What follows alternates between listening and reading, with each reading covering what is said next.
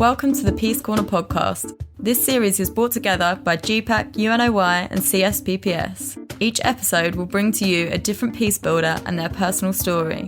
In this season, we dive into the topic of inclusivity. How do we meaningfully bring this concept beyond tokenism? How can we truly involve women and youth in peace building? Young women and men still suffer from stereotypes, myths, and policy panics that harm their agency and affect realizing their full potential for peace. The evidence is clear. Development is not sustainable if it is not fair and inclusive. Our efforts to build and sustain peace need to be democratized to include the communities most affected. Young people are our best chance in succeeding. In order to break the status quo and make the world a better place, we need gender equality. The fantastic phrase, women's rights are human rights, must become the spine of all our political work.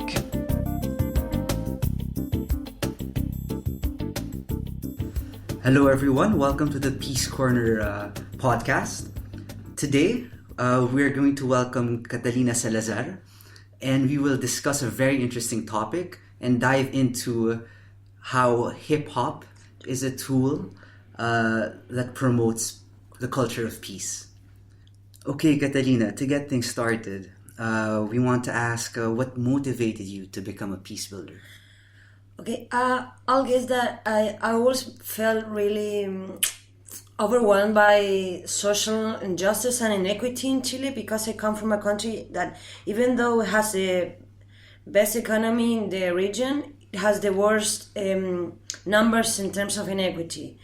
So that shocked me a lot because most of things in Chile are not for everybody. Like, there's a private education system, health. We have no health insurance or a good health public service, and I could go on, and that really shocked me. But when I was in high school, I was touched by the student movement because there was the first time that really massive mobilizations took place in Chile against the educational system that was really privatized, had no quality at all, had no infrastructure at all, and there was a lot of bad things going on. And then I went to college, and I was also part of the student movement. I was always a pacific like person. Like, I was always on the side of pacifism, and some students were more radical, you know. And then I started to really believe in this and how to create changes. And then I ran into Social Hip Hop, the organization that I represent, and I noticed that they were doing a great job with youth in hip hop culture, in jails, in the streets, in marginalized neighborhoods, with immigrants, and a lot of things. And that's how I started, and I haven't stopped from there, basically. Can you tell us more about the activities that you mentioned in your education in college? Sure. When I was in high school, it was 2006, so it was the first strong student movement that was really national. A lot of people on the street, and I was part of it. So we basically were marching a lot. We didn't know how to make change because I was 17 years old, but was the first time that a movement wasn't just asking local things for them. For example, a raise on salaries, which like the working classes like always demand. But we were like demanding a better educational system for all of them, for all people, and for the people who was going to study after we were done. So we weren't asking something for us, but for the people for the future, basically. And then was pretty much the same in college. I think we were the same generation, actually. Yeah, same people starting to do the same in universities. And basically we had a lot of marchings and a lot of assemblies, a lot of meetings, and then some changes were made. But in Chile it's really hard to make change because of the constitution, because it's really strict, and it doesn't allow change to happen because you have a demand or something, and then everything goes through the Congress, and nothing happened. There was some improvement. Now there's an area of the state that has to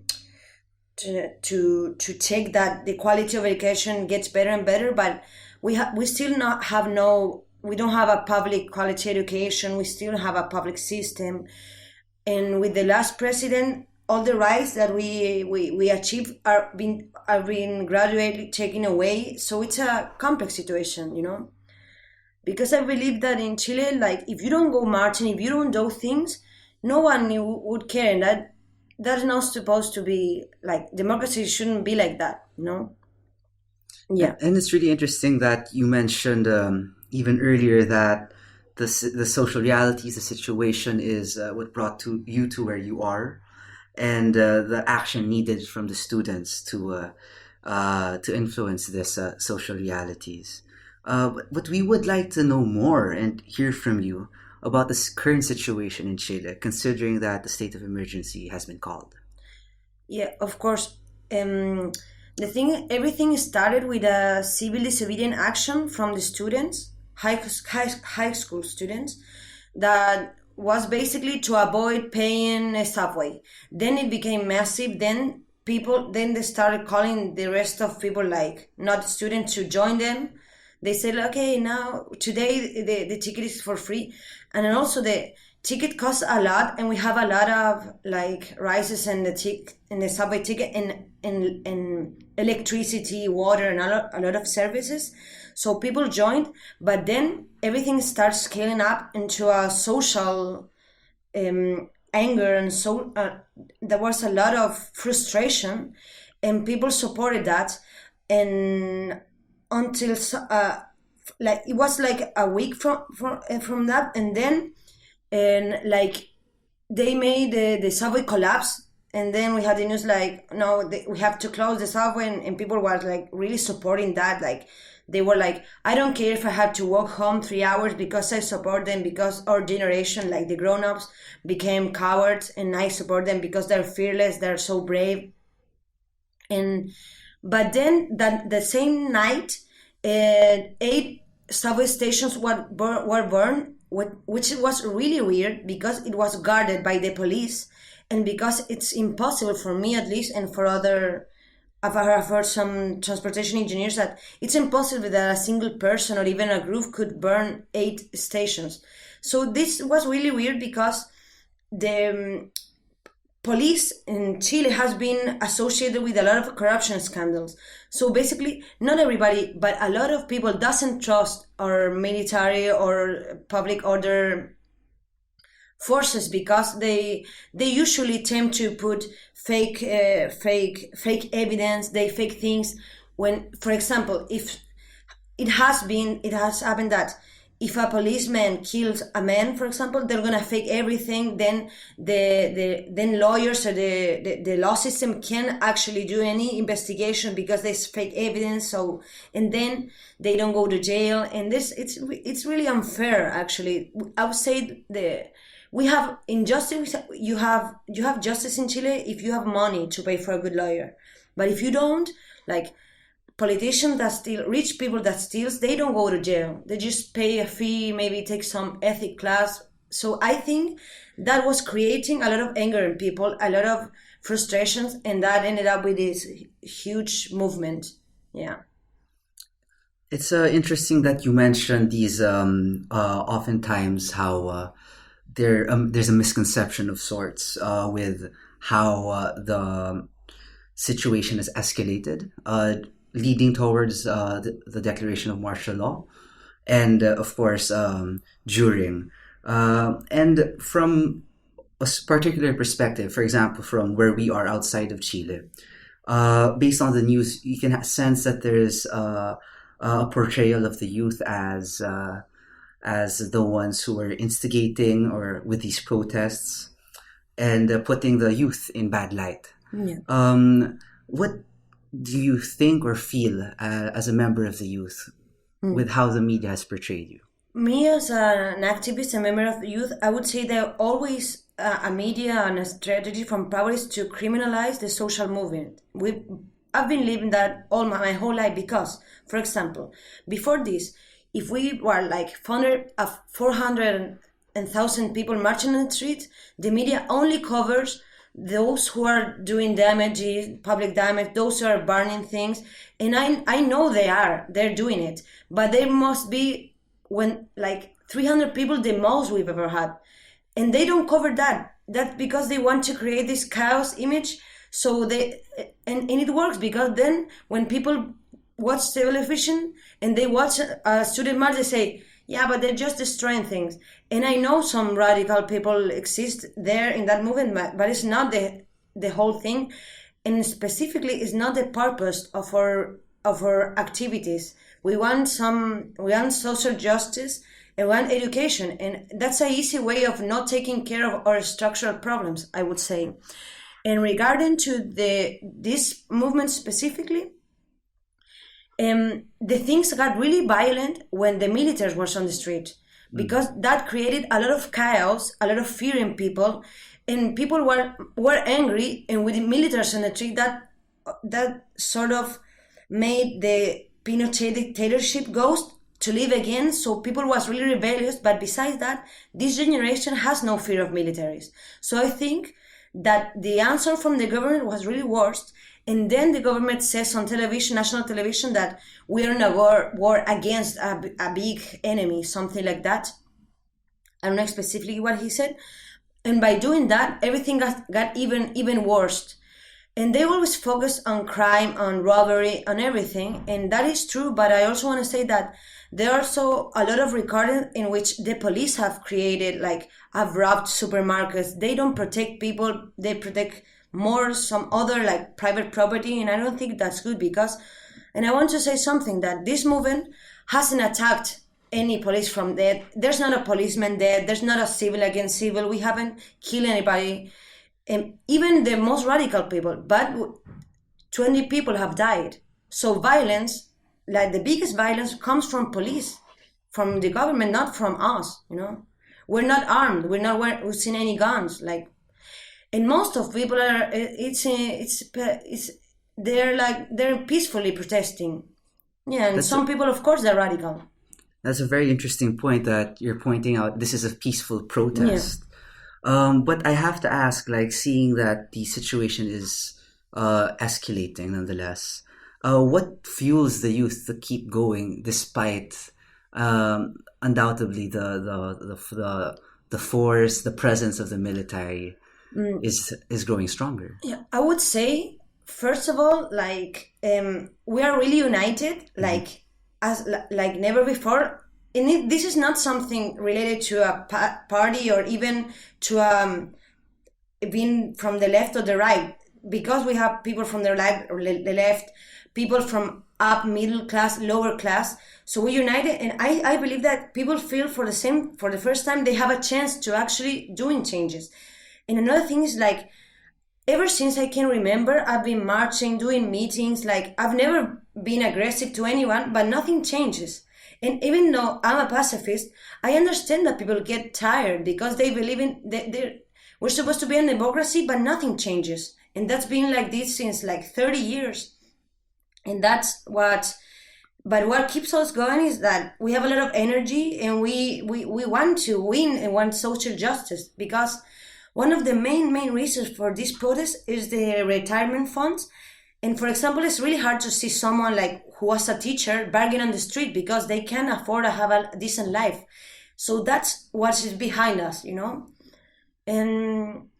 I would say that people in Chile,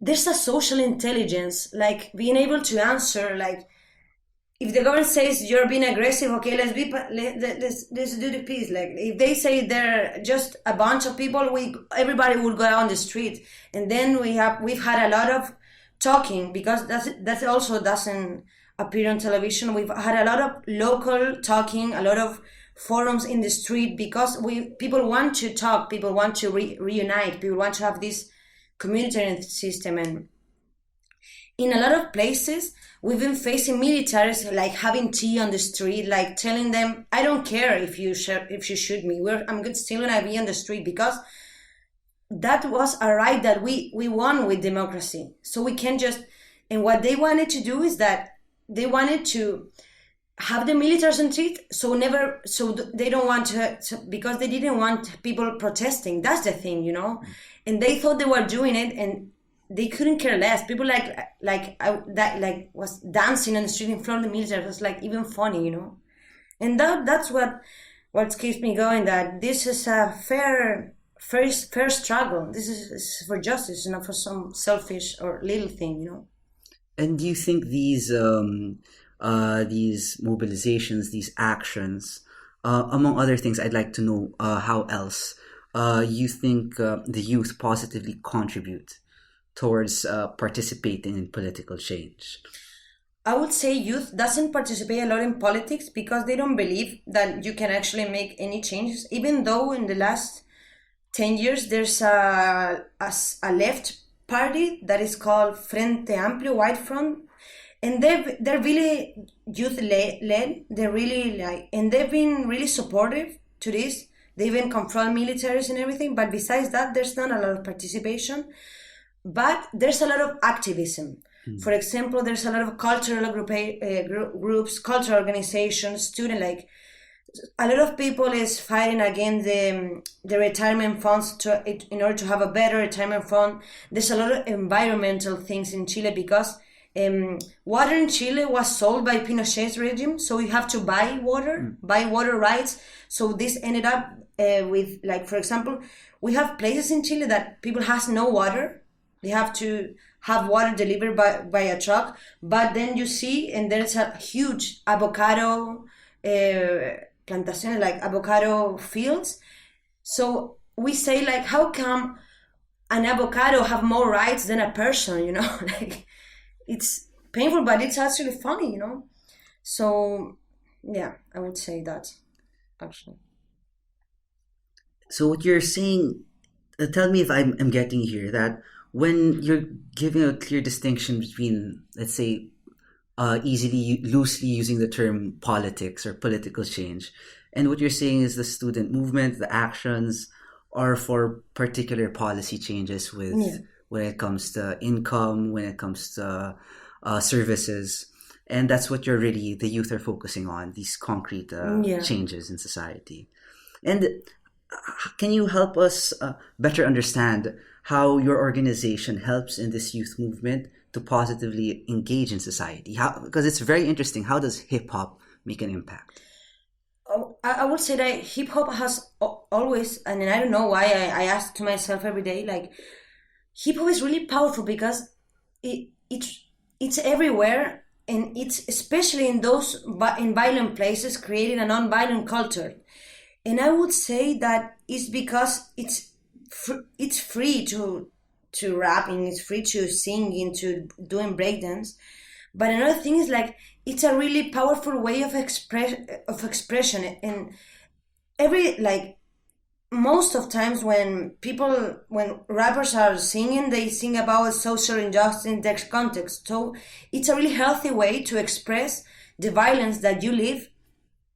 And I think that you feel better afterwards. And there's also another thing, that hip hop is a really, really strong community in Chile. Like, hip hop is huge there. It was the first country that had really famous hip hop bands or singers. But we as an organization, we do social interventions with hip hop methodology. So that means that we're using hip hop tools to create development process, and especially to create a culture of peace. So, for example, in Talca, where I come from, we have our team goes to jails, and they visit the young people in jail, and we do some rapping with them. We watch video clips, so we give them a chance to express themselves, to change, at least to talk about the violence they're living in. So basically, hip hop maybe doesn't change violence, but it helps people to deal with it in a better way. That it's also give them tools of, like, critical tools, like to criticize world, but but improving your way of seeing things. And other things is, like, hip hop saves lives, because I've seen this a lot. Some people who are really trapped in crime, trapped in drugs and everything, they discover hip hop, and then they have a reason to live, a reason to do thing, and they become an agent of change. They bring youth to hip hop. So for them, instead of committing crime or doing drugs, they're singing, they're dancing, they're participating. And that, I believe that is the way to win this battle, you know? So another good thing we do is we go to the worst neighborhood, to the most violent neighborhood, and we start rapping with kids. We start like dancing with them and sharing and expressing. And we don't censor anything. We don't say you can talk about, no matter how violent it is, because we believe they have to express, and then we talk about it. Okay, what do you feel about this? And sometimes people like youth in jail especially, they start talking about, they have this really criminal culture. They only talk about guns and like and guns and like really violent thing. And then we start like, yeah, but what else do you do? What else do you have? Like, what if we watch a video clip? And you can see how they start changing the narratives. They talk about some different thing. And when you ask him about what do you feel about indigenous thing, inequity, they have an opinion. But they have no space to express it. And we give them that space. And I think that's really, really, really, really, really powerful. That's amazing. That's amazing. You ran through a lot of activities social hip hop has conducted throughout the years, but I'm really interested and I'd love to hear more about any particular story that may have left an impression on you that you witnessed yourself. Do you have one in mind? Yeah, we've had a lot of projects, but the one my favorite one is what we do in jails, because jails are a terrible place, especially if you're a young person, you know. So basically, what jail does to people, jails, not jail, university, is like their self-esteem is completely taken away. So we try to restitute that, for example, and we can see that by the way they behave. For example, first sessions, they were really aggressive, but they don't look straight to your eyes. They're like, I know this is not going to show up, but I can show you, like, there's a body language, like, really curvy, not looking at, like, really, and I would say that's fear, you know, but aggressive and everything. And then they started to change their body language. For example, one of the kids was called Jesus. He was really aggressive, really, really aggressive.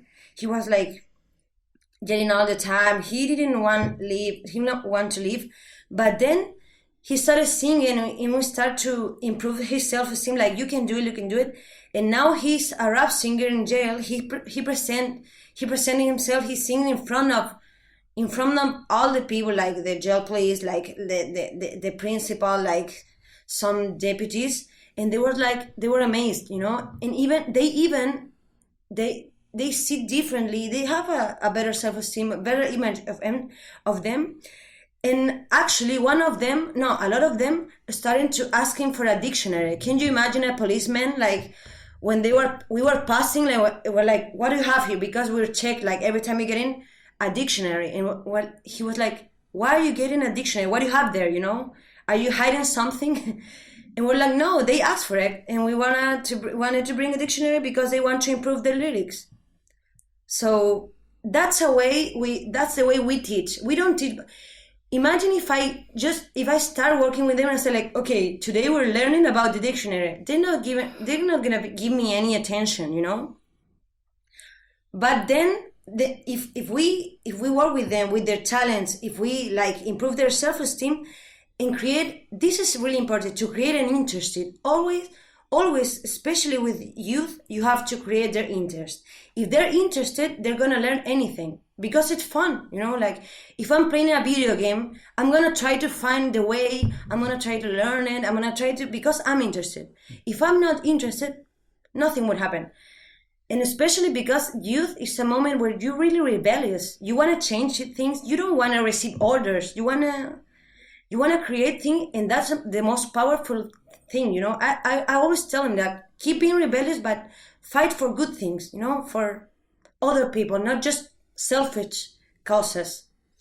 you know? That's an amazing story, and it's really interesting to see the example you gave of Jesus and the dictionary being in demand. And I wanted to see from your perspective what inclusivity means, Okay. especially in the context of promoting the culture of peace.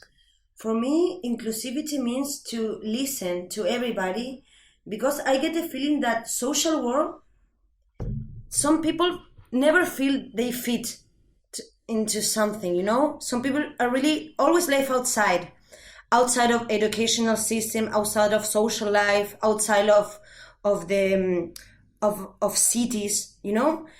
And hip hop deals with everything, because hip hop was born in really marginalized culture, like immigrant, vulnerable neighborhoods. So I think working with hip hop, it's like it automatically create that. And I feel that in order to achieve inclusion, you have to create this community feeling, create groups. Have you noticed that hip hop is always in a circle, you know? That's what I believe. Like, so when you're in a circle, everybody is the same distance, everybody's together, they can participate. And that's what I feel that we have to do, to listen to youth, to participate with them, to laugh with them, to feel what they're feeling, to get angry with them. It doesn't matter. And stop. So I get the feeling that sometimes we try to include people to our world. Why don't we include to their world, you know? As another person. I mean, you know, like, for me, it's more interesting to be in jails in neighborhoods than being maybe in a club, you know? Because that's my center. I'm gonna have more fun there than, you know. So I criticize the notion in modern society about what's the center, what is the margin. Most of music was born in the margin, but then we have this official speech, official things, official important countries. And what about now? We have to open our minds to see what's outside that, you know. Go there, enjoy that. Yeah. That's awesome. I wish our listeners could also see the passion and the sincerity of Catalina. Yeah, but no doubt that resonates even with our interview without a video. And it's quite interesting, Catalina, to see all of the work of hip hop as a tool for promoting the culture of peace. But for one last question before we close everything, I know you've touched on this, but I'd like to hear how we can make peace building meaningfully inclusive. And you've touched on this, but I'd like to see what you can say about it. Peace building meaningful with youth, you mean? We should have fun, like, doing this. If we don't enjoy what we're doing, then we're not doing it right, you know? And youth wants to have fun. I believe that most of conflicts are created because youth have no options, have no opportunities. So of course they want to have fun. And if somebody comes and gives them a gun, they're gonna take it, because otherwise you're gonna be stuck in your house watching television. So we have to give options. Hip hop is an option. Maybe dancing is another option. Watching good movies, talking. Like, I would say, in order to achieve peace, we have to rebuild a sense of community, like that we are special, that we belong to other things, and that is really jeopardizing all society, not only poor societies, you know. And if we rebuild that, we'll be better than before, because we'll be living in more cohesion communities. That's what I think. And hip hop has contributed a lot to create that sense of community that every young person needs. They feel they belong to something, you know. Thank you very much, Catalina. This is so interesting, and I am so glad to be able to speak to you and learn more about what Social Hip Hop NGO does in Chile. Thank and you. Of course, to hear straight from you the situation and the resolution of the youth despite the crisis. Yeah. And thank you very much for your time. Thank you for inviting me. Thanks for listening to today's episode of the Peace Corner. Interested in hearing more from us? Subscribe on iTunes, Spotify, SoundCloud, or wherever you might be listening.